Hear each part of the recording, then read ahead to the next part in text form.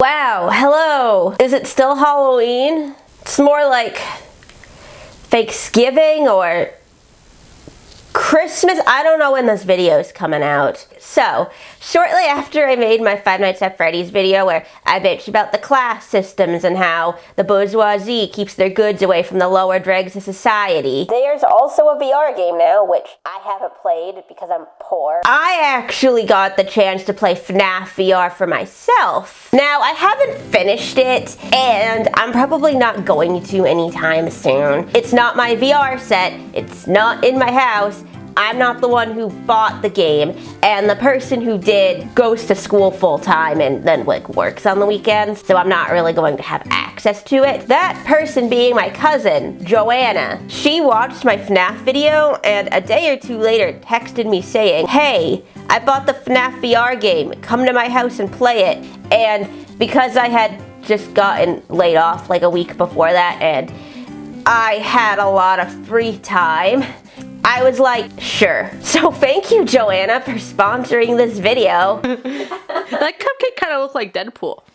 What? That doesn't look like Deadpool to you. No, I don't get why you keep saying that. It does. So we had a lot of technical difficulties right off the bat. I don't think that they were all the fault of the game, but I'm going to bring them up anyways because we had such a hard time centering the camera. Do I have to go over to that? I'm assuming yes. Do I have to walk through the table? That's weird. I was unable to reach the start menu and it took us nearly a half hour to figure out how to fix that. I also had this weird problem where everything on screen was blurry and I couldn't read things even if they were right in front of my face. Wait, I can't read this at all, it's blur. What the heck? Is this what it's like to be nearsighted? I can't read it. And I don't think that's a problem with the game because the game footage we got is crystal clear. God, I still can't read. Butter? Freddy Fazbear, I think. Wait, I can't read this at all, it's blur. What the heck? No, I still haven't gone to the eye doctor. There was also a coin I couldn't reach. I still can't get the coin. So that sucked. That sucks. Also, the reason you're seeing footage like this is because we lost about 2 hours of game footage. Whoops. I did have the foresight to bring my camera in case I had a funny reaction to the jump scares though, so not all was lost. Ooh, I want that giant plush. Just remember that the fan's right above you. That's a good point. I was so nervous about the jump scares though. I'm so nervous. I had no problem with them on a computer, but VR is right up in your face, and I was sure that I would have a strong reaction at least the first time it happened. I didn't have to wait long to find out. First, firmly grip Bonnie's left eye and carefully remove it from its socket.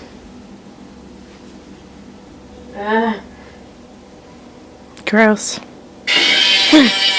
The very first task on the very first game I tried. Wait, what did I do? Oh, his left? Wait, well, why did I get an achievement for that? Yeah, so the jump scares still don't bother me. Thanks! And it isn't for a lack of trying on their end. Oh, okay. Okay, that's my own fault. Springtrap was beefed up heavily. I was immediately struck by his big glowy eyes and realized that, oh, Scott Coffin was still holding on to the resentment that no one found Springtrap's jump scare to be scary. People were not happy with the jump scare. Oh God, he made Springtrap's jump scare the scariest one, didn't he? I bet when he eventually comes to kill me that his jump scare will be kind of scary, because they made him look scarier in this game. And, well, no. Definite improvement, though. And I'm going to give a lot of credit to what they did to FNAF Free. The problem with FNAF Free is I'm really bad at it. There's no static! They fixed my one main complaint with FNAF Free. The cameras are now nice and crisp and easy to look at. Thank you, Scott! What the fuck? Weirdly enough, though, the cameras in FNAF 2 are way way shittier now. God, the cameras are so bad, I can't see anything. I was originally kind of annoyed by this, but since FNAF 2 is one of the only games that we know exactly when it's taking place, I wonder if they decided to lower the camera quality in order to make it more in line with the late 80s. That'd be a cool little detail. Can't say I'm very happy with the new reboot system in FNAF 3 though. In the original FNAF 3, you just click the one you want to reboot and that's it. In the VR version though, you have to click the one you want to reboot and then hit this button. I kept forgetting to hit that button and would just rapidly click the one I wanted to reboot and didn't understand why it wasn't working.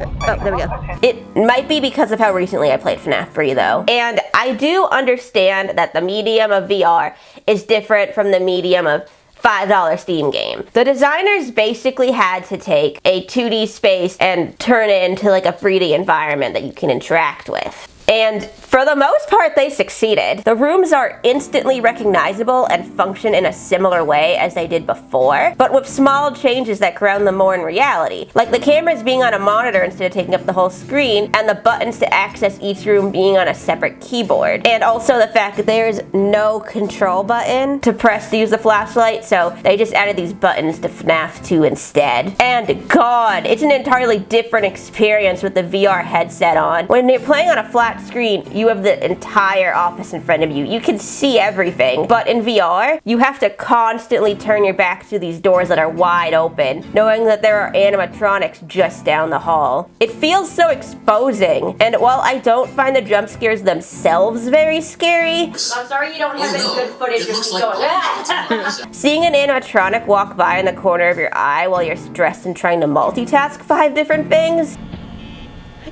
that's the definition of anxiety right there. And the fact that you have to reach or walk over to the buttons adds a surprising amount to the experience. When I checked the Pirate's Cove camera and realized Foxy was coming to kill me, I had to turn and dive for the door button. And because of how frantic and desperate my movements were, I hit the wrong button. So I turned around and tried to close the door, but I hit the light button instead. So yeah, just by sticking you in a 3D environment and keeping the doors and monitor far enough away from each other, it turned this sit in a chair and be screamed at simulator into a much more active experience. I also really like the rooms that have different art styles. To parts and service.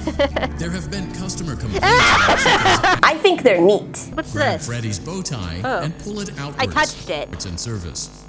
Your plan will be done. I assume on the video it just looks like I went rogue and just whacked the ceiling face. I guess if I'm gonna be heaping this much praise onto the set design, why are the vents so big? So I'm about 5'1". This vent's like 4 feet tall. This is in a children's restaurant. A children's restaurant. It's because they decided to make the animatronics like 7 feet tall, isn't it? He's fucking huge. I don't think I could stress how big they feel when you have the headset on. Look how big his fingers are. Look at how big her feet are. And I know that animatronics chrome through the vents is a standard at this point. So yeah, obviously they'd have to make the vents bigger too. And I'm short. And can I reach it? I am very short. So I'm about 5'1". So looking over and seeing a giant animatronic hunched over in a vent and they're at eye level with me. Jesus, alright. Fucking terrifying. But these vents are the most unrealistic part of the franchise. Won't you die? So, sorry, Scott. Try again next time. There is a lot in this game other than vents, though. When Joanna did a very nice thing and bought this for me, she literally thought all this game was a recreation of the older games and was shocked by just the sheer amount of shit there was to do. I'm very surprised at how big the game is. I know, it's huge. I think I was right on the money when I said people liked this game because of the variety. Whenever I started to get bored with the original FNAF gameplay, I just switched over to something else. Because Five Nights at Freddy's is an extremely repetitive game, so sticking in other forms of gameplay really helps to break it up so it doesn't get old too fast. I wonder if that's why FNAF 3 and 4 had mini-games in between the nights. So yeah, that's my general review. I like FNAF VR. I think it's fun. Like, share, and subscribe. I just thought it would be good to like talk about it and like share my thoughts now that I've actually played it for myself. And hey, you know, like if I ever get a new phone, I will definitely make a video about the augmented reality game. Hey Joanna, you wanna buy me like an iPhone 10 so I could play the new FNAF game? Don't please, that's a joke. Everyone comment below, thank you Joanna. Thank you Joanna for sponsoring this video. I couldn't do it without you, you're very nice.